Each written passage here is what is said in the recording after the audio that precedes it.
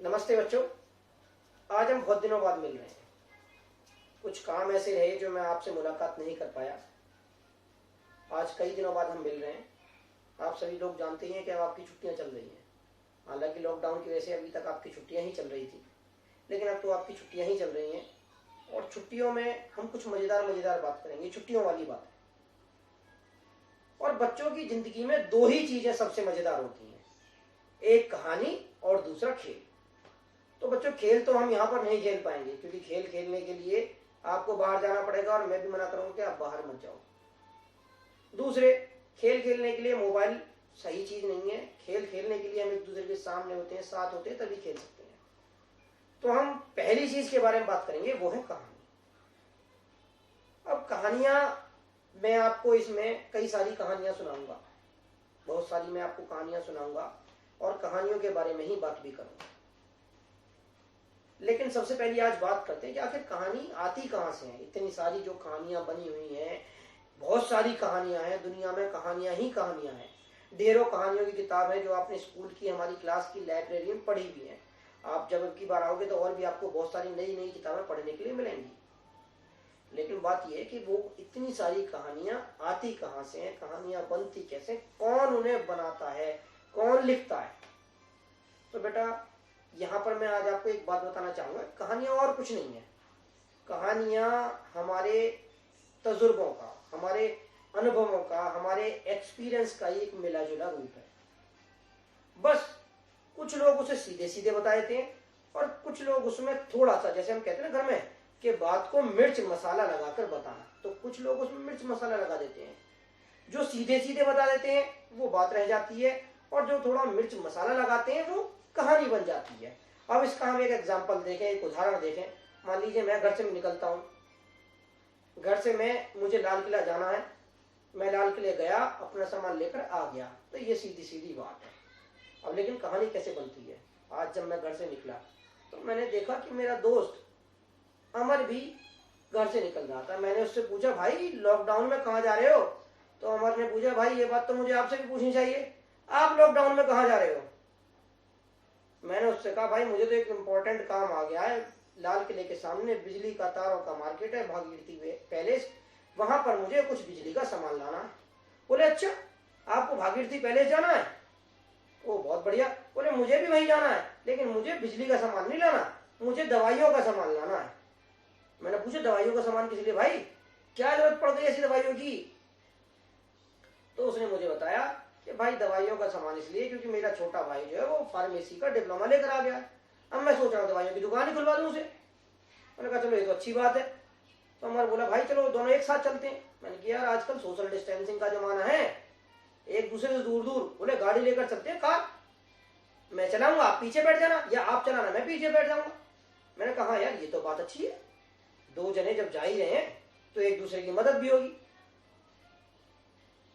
हम निकल पड़े। हम निकले तो हमने देखा कि बहुत सारे लोग सड़क पर चल रहे हैं, पर सबने मास्क लगा रखे हैं। लेकिन कुछ लोग ऐसे भी हैं जिन्होंने मास्क नहीं लगाए हुए। हमने गाड़ी रोकी, शीशा नीचे किया, उनसे बोला कि भाई मास्क नहीं लगा रखे? बोले बाबूजी हमारे पास मास्क खरीदने के पैसे नहीं है। भाई ये तो कोई बात ही नहीं, मास्क खरीदने के पैसे नहीं। हमने उनमें से एक शख्स गुटखा खा रहा था। मैंने कहा यार गुटखा खरीदने के लिए तुम्हारे पास पैसे हैं तो मास्क खरीदने के लिए। तो फिर हमारी गाड़ी में कुछ एक्स्ट्रा मास्क पड़े थे, हमने उठाकर वो उन लोगों को दे दिए। फिर हम आगे चले तो हम देखते हैं कुछ लोग ऐसे ही सड़कों पर घूम रहे हैं। बहुत बुरा लगा। फिर जाकर हम भागीरथी पैलेस में गए, वहां देखा कि यहाँ तो मार्केट ही बंद है। हमने लोगों से पूछा यहाँ मार्केट क्यों बंद है भाई?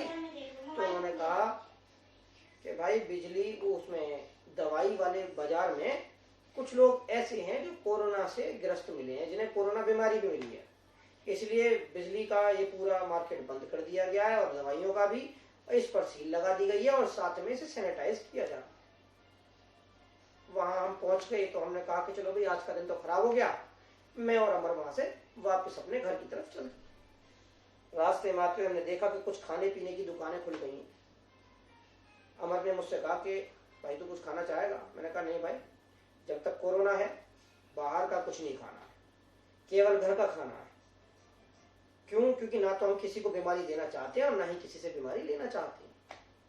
जरूरी नहीं है कि सामने वाले को बीमारी हो, हमें हो सकती है, तो हमें है तो हम सामने वाले को क्यों दें, और अगर सामने वाले को है तो उससे हम क्यों लें। तो ये कहते हुए धीरे धीरे मैं और अमर घर की तरफ निकल आए।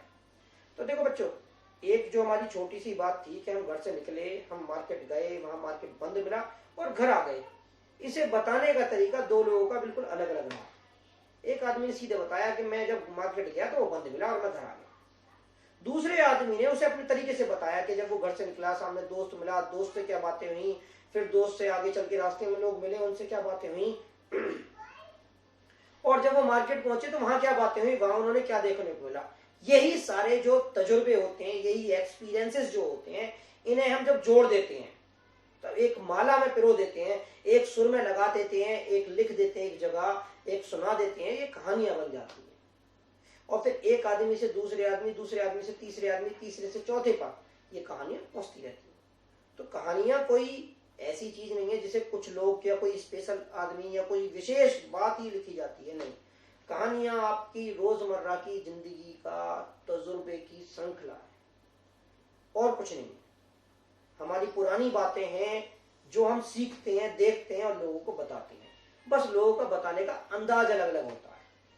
मैंने जैसे बताया था कि कुछ लोग ऐसे घर में कहते हैं कि वो तो बहुत मिर्च मसाला लगा के बताती है बातों को, और कहते हैं ना, आपकी मम्मी, आपकी चाची, आपकी बुआ कहती होंगी, आपकी फुप्पो कहती होंगी किसी के बारे में कि वो जो है नहीं नहीं वो तो बहुत बेकार है, वो तो बातों में बहुत मिर्च मसाला लगा देती है। तो ये मिर्च मसाला लगाना ही कहानी बनाना होता है। सीधी सीधी बात को अगर हम अपने तरीके से लोगों को सुनाते हैं, जो लोगों को पसंद आए, जिसमें मजा आए सुनने में, वही कहानी है। तो आगे हम कहानियों को, जब मैं कहानी सुनाऊंगा आपको, तो हर कहानी को इस तरह से चलेंगे हम लेकर। आज मैं एक कहानी सुनाऊंगा आपको, उसके बाद आपको बोलूंगा एक नई कहानी करने के लिए, उसका तरीका क्या होगा, कैसे होगा, हम बात करेंगे आगे।